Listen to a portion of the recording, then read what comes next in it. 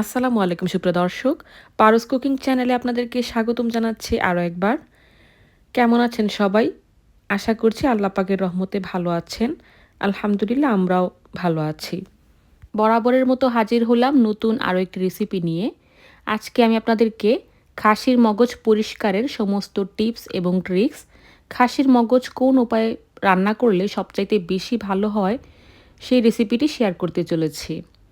আশা করছি নতুন রাঁধুনি, প্রবাসী, ব্যাচেলর বা স্টুডেন্ট যারা আছেন সবার জন্যই আজকের ভিডিওটি ভীষণ হেল্পফুল হবে। মগজ অনেকেই অনেকভাবে রান্না করে থাকেন, তবে এই প্রসেসে আমরা রান্না করে থাকি আর এইভাবেই আসলে সবচাইতে বেশি ভালো হয় খেতে। খাসির মগজ নিয়ে অনেকের অনেক অভিযোগ থাকে যে যেভাবেই রান্না করি না কেন কেমন একটা উৎকট গন্ধ করে, ভালো লাগে না বা তেমন একটা টেস্টি হয় না। তো আজকের রেসিপিটি ফলো করে রান্না করবেন বাসায়। আমি কথা দিতে পারি ইনশাআল্লাহ সবাই ভীষণ পছন্দ করবে।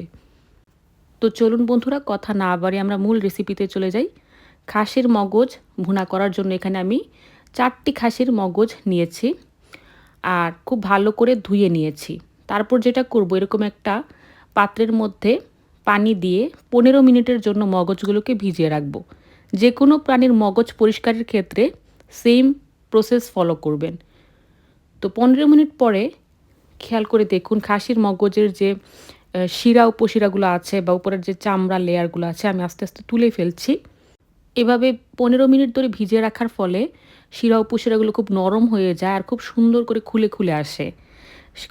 অনেককে আমি দেখি সেদ্ধ করে ভাপিয়ে তারপরে পরিষ্কার করে, না, আগে পরিষ্কার করে তারপরে ভাপিয়ে নিলে সবচাইতে ভালো হয়। তো পরিষ্কার করে নিয়েছি সবগুলো। তারপর একটা প্যানের মধ্যে আমি পর্যাপ্ত পানি নিয়েছি, 1 চামচের মতো লবণ আর হলুদের গুঁড়া নিয়েছি। এরপর এর মধ্যে খাসির মগজগুলো আমি দিয়ে দিলাম আর এটাকে আমি 3 মিনিট ধরে ফুটিয়ে নিব।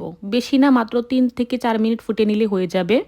এতে করে খাসির মগজটা শক্ত হবে, এর যে আষ্টে একটা স্মেল আছে ওইটা চলে যাবে, প্লাস খাসির মগজের ভিতরের যে রক্ত, জীবাণু, এক্সট্রা যে ময়লা আছে ওটাও চলে যাবে।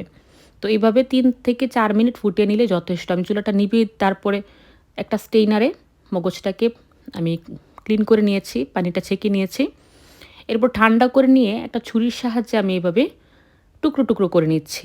একটু খেয়াল করে দেখুন আমি সাইজটা আসলে কীরকম করছি। এটা আসলে স্ট্যান্ডার্ড সাইজ। এর চেয়ে বেশি বড় বা ছোট করলে করতে পারেন, সমস্যা নেই, কিন্তু এর চেয়ে বড় করবেন না, তাতে করে ভিতরে মশলাটা ঢুকে না। আর এরকম টুকরো টুকরো করলেই খেতেও ভালো লাগে, দেখতেও ভালো লাগে, ভিতরে মশলাটাও ঢুকে।